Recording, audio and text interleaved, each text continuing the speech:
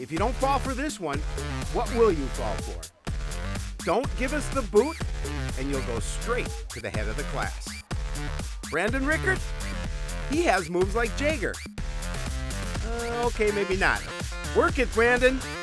Nothing we show you will go over your head. And hey, Joe and I get some love. Sports Night is next.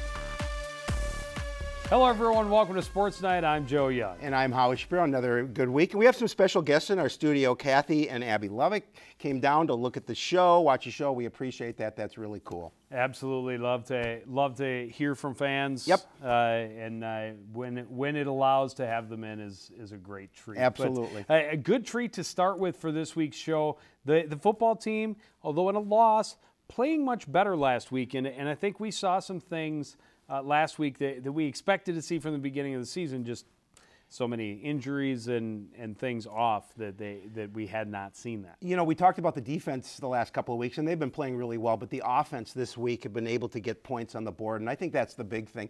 You know, two really tough games left on the schedule, but I think it's a real building opportunity for the Cardinals to at least put some points on the board and being able to stay in that game, which they did against Andover. Absolutely agree. Well, the season rolls on for the Cardinal football team. This past Friday, they made a stop in Andover to take on the Huskies. Coon Rapids had its best offensive showing of the season, and the defense forced 5 turnovers. Unfortunately, that still wasn't enough to earn the Cardinals a victory.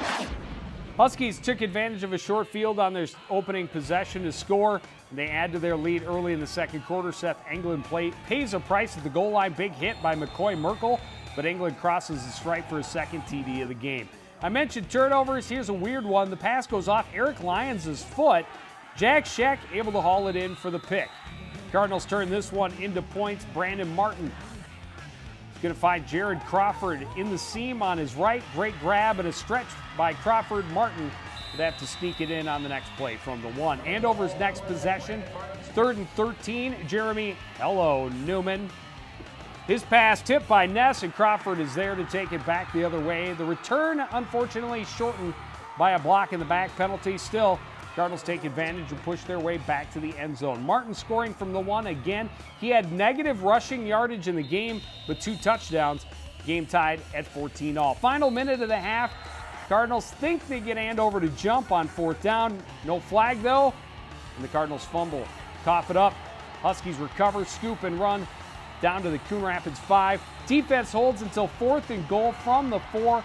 Jacob Geyer running out of the Wildcat formation. He's able to put Andover back on top just before the half. Opening possession of the second, back to the Wildcat on 4th and short. Geyer runs to his left, finds a big hole, and takes this one 46 yards for the score. Guy is their top receiver, but he had 3 rushing touchdowns and helped the Huskies build a 37-14 lead. But it wasn't quite enough to make it game over. Dazzling play by Brandon Teflon Cooper. He takes the kick from the 1 and just explodes up the middle of the field. This is as long a play as you can possibly have in high school football in Minnesota. A 99-yard return, and the Cardinals still have some life with 5 minutes to play. Defense holds for 3 and out, and the offense strikes quickly. Martin double pumps, throws long down the left side. It hits Avery Lehman in stride, steps in for the 52-yard touchdown. That cut the lead down to 37-26, but that's how it would end. A really fun game to watch, though. A lot of weird things in this. A 2-yard kickoff that nearly resulted in an onside kick, really should have resulted in an onside kick for the Cardinals. A fumble by Andover on 4th and goal from the 1 with 30 seconds left. A lot of stuff happened in this game. Well, you know, and I think for me, too, the Cardinals are staring at a 14-14 halftime score, and to fumble the ball the way they did at the end of the half, I think took a little bit of wind out of their sails. But I'll tell you, the momentum that they gained in the second half coming back, I mean, granted, you're behind a little bit, but they really made a game of it, and you know, a little bit longer. And for Andover, they had, with the 37-14 lead, had pulled their starters out of the game. When the Cardinals cut it back to 37-26, all of a sudden those starters were back in for the final possession. They did march down, but they coughed it up again at the 1-yard line. The defense, 5 turnovers, outstanding. And remember, 2 of the 3 scores in the first half came on shortened fields for Andover, 1 from the 5-yard line, obviously, the final drive. And the opening drive started at like the 28th. So 2 short fields. Defense was outstanding. Yeah, the last 3 weeks, defense has been picking up steam, and they really have been playing well. And it's really good to see, considering, the numbers for Coon Rapids aren't like some of the other schools in this conference. And that's good to see. And, hopefully, as they can build a little bit as the season continues. 2 more games, then they have a section game. So we're about, at least 3 games left in the season. Well, up next you have Osseo, and Osseo had looked like a very frightening opponent at one point, ranked number 3 in the state, but they have fallen. They lose again last week, this time 38-7 at the hands of Centennial.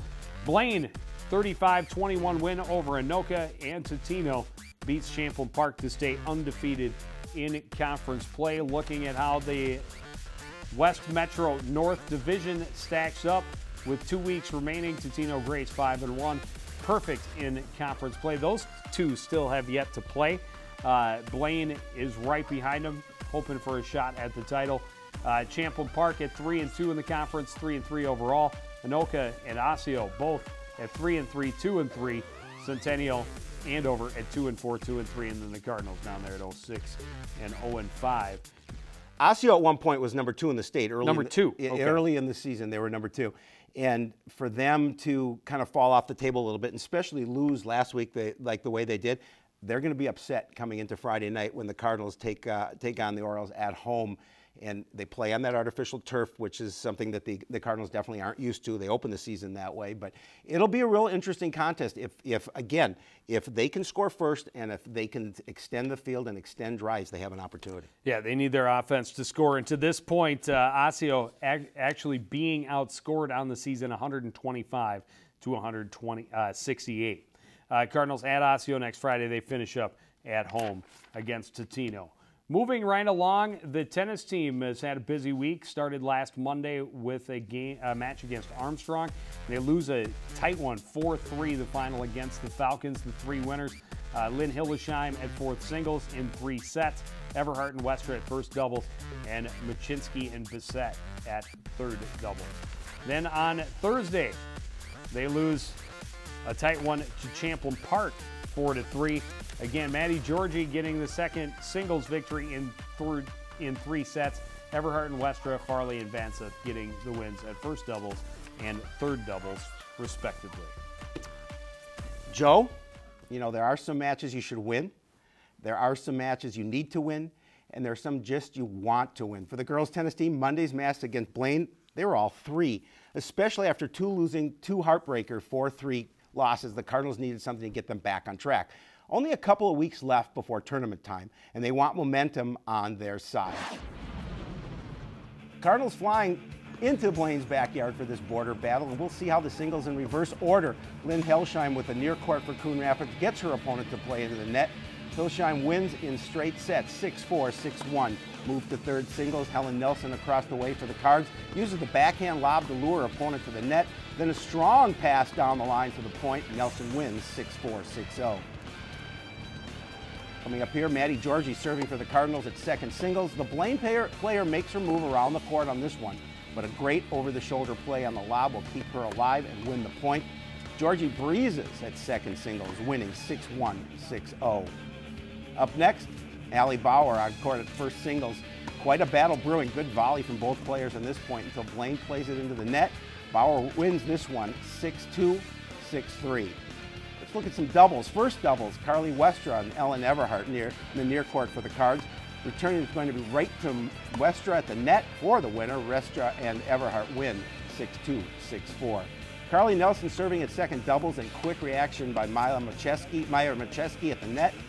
All quick point, another win, 6-4, 6-0. But last but not least, Olivia Farley and Devin Vanseth, and they're going to get out the brooms. Nice play down the line for the winner. Farley and Vanseth win 2-6, 7-5, 10-7 as the Cards sweep up with a 7-0 win over the Bengals, and really a nice win for the Cardinal tennis program. Yeah, and that's the thing is, to have those 2 that could have easily gone either way. They just needed that one more win to get them. That's two big losses in conference play. But now you're looking, not really in the running for a conference title. You're looking at how you match up in the section you have to beat those teams that you're supposed to beat Without a on the doubt. schedule, and that's what they had today against Blaine, and they took care of business.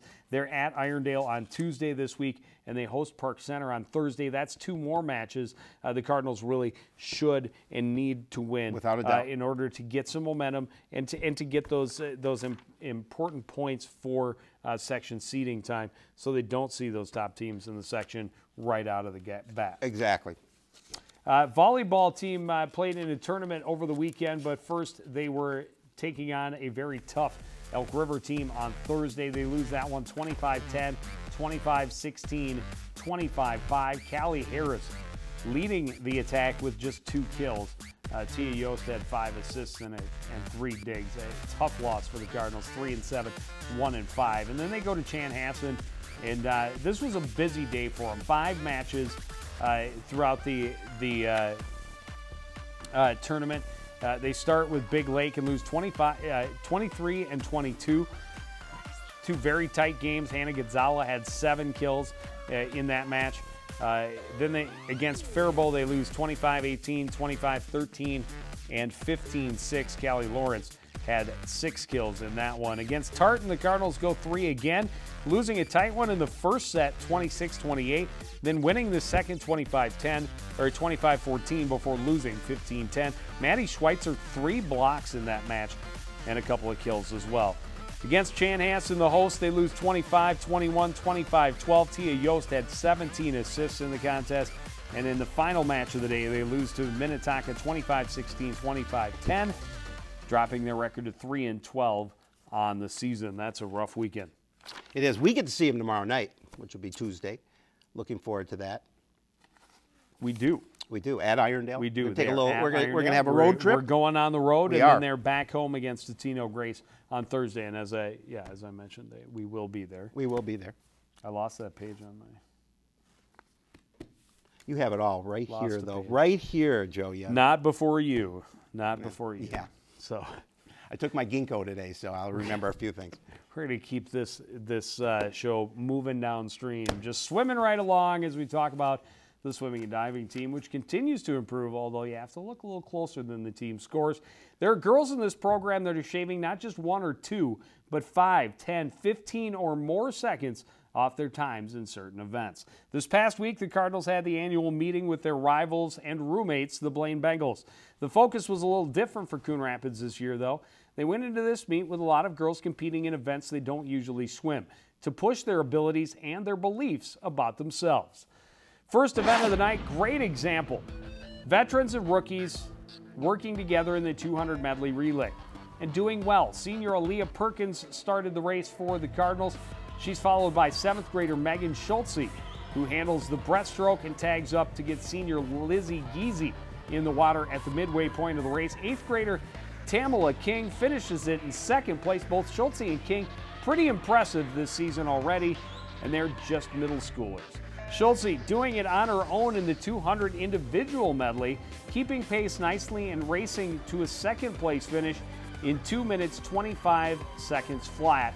She also finished 3rd in the 100 backstroke. Lizzie Geezy, no stranger to the 50 free. Your favorite. Splash and dash, always my favorite. She sprints her way to a 1st place finish that is also 15th fastest time in school history. Cardinals lose 104-74. But they still find some success along the way. You know, they did, and it was a good atmosphere. Unfortunately, you weren't there. You're at the boys' football game, your son's football game. But I really like what Coach Donaldson's brought to this program, the enthusiasm, you know, and he spent a lot of time with us up in the booth, especially, you know, during the diving portion. And, of course, thanks to Jamie Law for sitting in with us the rest of the way and saved me, obviously. And nobody better. No, exactly. Nobody better. Well, I could have left. I just could have put them I was going to say, down and leave. Next and time home. we might just say, Jamie, you want to spend the evening up there? Because But obviously a much more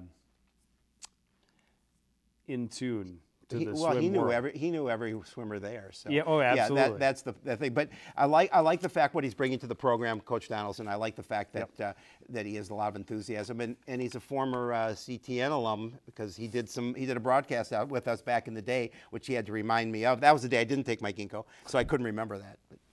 I also enjoy what Coach Donaldson is bringing to the club. I like the atmosphere. I like the qualities that he's really trying to instill in the girls. And I also like that he sends me results without prompting, with we love it. Notes and insights. Fantastic. Phenomenal. Love it. On Saturday, the Cardinals at St. Catherine for the Ranger Invitational. The Cardinals finished 4th place in that event. Some of the notable finishes: Lizzie Geezy, 2nd place in the 200 free. Schultze, 3rd place in the 100 breast. 200 medley relay team also finished with a bronze medal. Schultze took 4th place in the 100 fly. 200 and 400 free relay teams both finished in 4th place overall.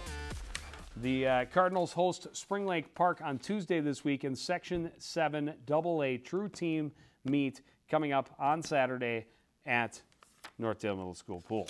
A lot of good stuff.